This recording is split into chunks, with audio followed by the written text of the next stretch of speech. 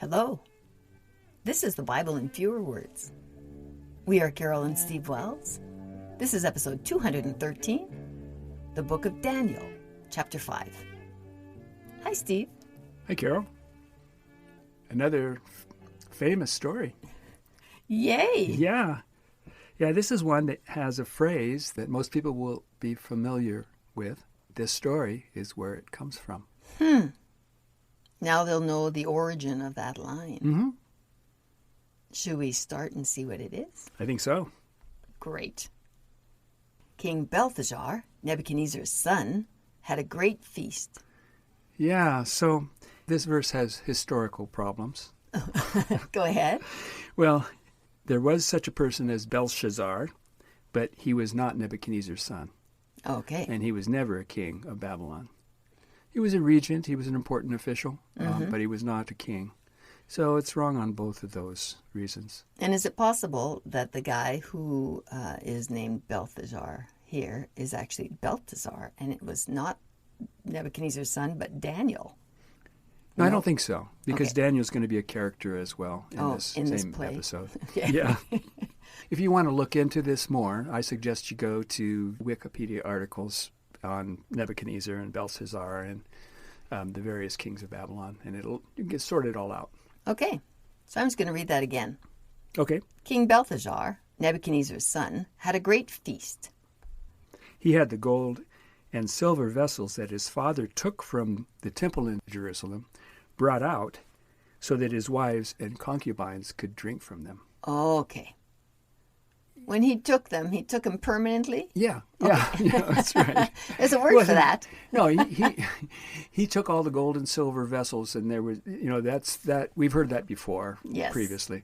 Nebuchadnezzar took all the stuff from the temple and burned the temple down. Oh, that's right. Yeah, so he's got the sacred vessels here. Yeah. And he's bringing it out so that his folks, His wives these uncircumcised people and could drink from them. and his wives and concubines, women, are drinking from the sacred vessels, so it's not a good thing. It's a sacrilege, I think. Yeah, that's right. So this is Belteshazzar doing this. Yes. He talks about his father, who was Nebuchadnezzar. All right, so Although he wasn't, yeah. is Nebuchadnezzar still alive? It doesn't say, but I think he would not be. All right. Verse 3. And they all drank wine while praising their gods, which would not be the God of the Jews. No. All right. While everyone was eating and drinking, a detached hand began to write on the wall. This is not the first unattached hand we've seen. No. Okay. Verse 6. When the king saw the hand, the joints of his loins were loosened. Okay, I don't know what that is really. I don't either, but it's a phrase that's used in the King James, and I thought it was curious, so I left it in.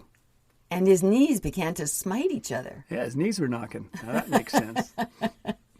The king brought out the astrologers, soothsayers, and wise men of Babylon and said to them, Whoever can read the writing on the wall will be clothed with scarlet, have a gold chain put around his neck, and be made the third ruler of the kingdom. but none of them could read the writing. Oh, time to call. Who's going to be able to do it, I wonder? Who's going to be able to do Yeah. it? I wonder if Daniel is the second ruler of the kingdom Well, already. it's interesting because as we go on, in verse 10, it says, the queen said to the king, I know a man who can do it. He interpreted the dreams of your father, Nebuchadnezzar. I'm sure he could read the writing on the wall, too. So apparently he doesn't even know him. Oh, He's being introduced by his by wife. his wife. Yeah. Well, that is kind of weird. What's this guy's name again? That's a weird one. Yeah. Belshazzar. Belshazzar.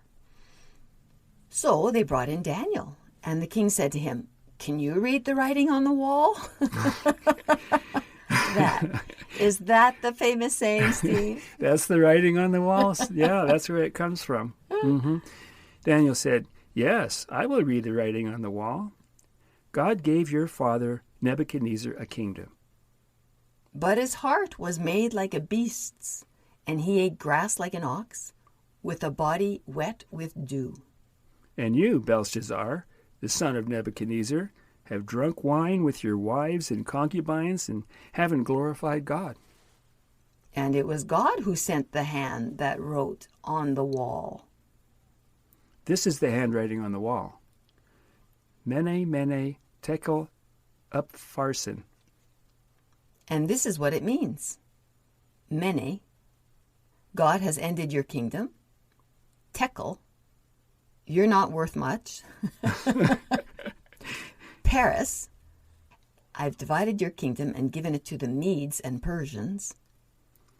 Okay, so there's a few things to work out there. Yeah. So I think the Mene, Tekel, and Perez stuff, they changed the name of it. They changed the words. They couldn't pronounce it either. Yeah. Yeah. I think that these words are Pig Latin. I'm not sure. No, I don't know. I don't know if he's making this stuff up. Okay, so they've switched some of the words, but they're saying this is what they mean. I kind of think that Daniel's just saying, stuff. These are the cool words that are written there, and this is what they mean. Uh-huh. Trust me on that. Yeah, because, I'm now a professional interpreter. Oh, yeah. Okay, so it means, God has ended your kingdom. You're not worth much. Uh-huh. And I've divided the kingdom and given it to the Medes and the Persians. Yeah. All right, so...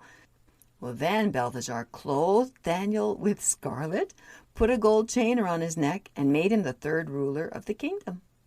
So I think he was the second ruler of the kingdom. Now he's the third. I think so, but I guess you forgot about that or didn't remember. Belshazzar died later that night. I wonder who did that. I wonder if God killed him. Or I wonder if Daniel did it so that he could say, see, my prophecy was right. I would think it would be more likely to be God that killed him, because all of this, God is involved in all of this. God's doing all these activities, right? He's taking the kingdom, taking it away from him, giving it to the Medes and the Persians. Saying you're not worth much. You're not worth much. Yeah. I'm going to kill you. I think he probably killed him. I didn't include this in Drunk with Blood as one of God's killings, but I think you can make an argument for it. Yeah. All right, and the last verse for today is, and Darius, the Median, which would be a Mede, not just kind of the middle of the road kind of guy, took over his kingdom. Yeah. That is kind of an interesting short story. It is. I'm kind of starting to like Daniel a little bit. Are you? Yeah. Kind of interesting stories. Now, they're not nearly as short as what we're seeing here, because I am cutting some stuff out. But when you understand what's being said in these stories... When we have Daniel to interpret them for us. Yeah, right. They do turn out to be pretty interesting. Not very likely. It's not a likely story. No. But it's kind of fun. Yeah.